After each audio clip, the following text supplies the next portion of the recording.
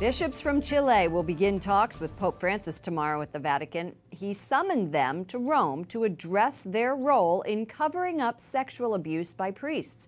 At the Vatican press office today, spokesmen for the bishops say they are focused on renewing the church. The Vatican has said there were grave omissions in caring for victims.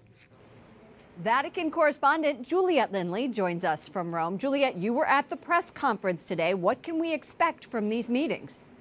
Well, Lauren, Francis will be meeting 31 active and 2 retired Chilean bishops this week, and the Vatican says the Holy Father feels the need to do an in-depth examination of the causes and consequences of the multiple incidents of sex abuse and abuses of power in Chile. Now, he also wants to examine the mechanisms that led to some cases of cover-up. So it seems like the bishops will have to explain their actions. And in a harsh statement, the Vatican said over the weekend that Pope Francis wants to discern responsibilities for the crisis and map changes in the Chilean church to prevent these, what he called, devastating wounds from recurring.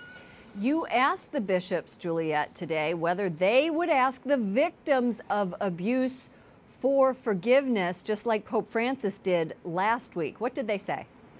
Yeah, indeed, Monsignor Fernando Ramos told me that they need to beg forgiveness 70 times, 7 times, as the Gospel says. And the other bishop emphasized feelings of pain and shame with regard to the victims of sex abuse in their country.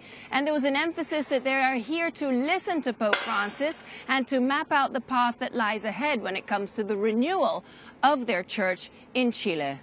Juliet, Pope Francis has admitted to grave errors in judgment in this sex abuse scandal in Chile, especially concerning Bishop Juan Barros, who is accused of covering up abuse. Is there any indication that Bishop Barros will be asked to resign?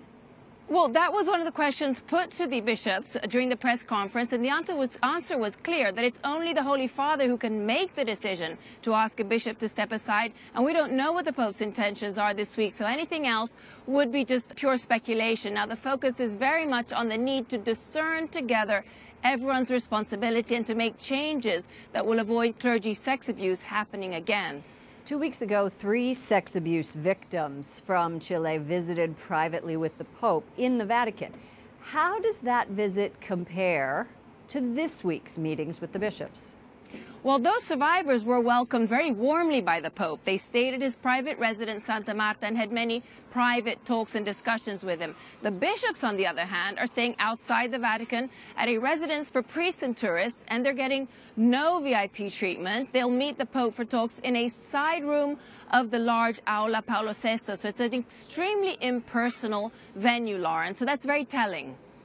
Juliet Linley, EWTN News Nightly Vatican correspondent. Thank you for covering this. Thank you, Lauren.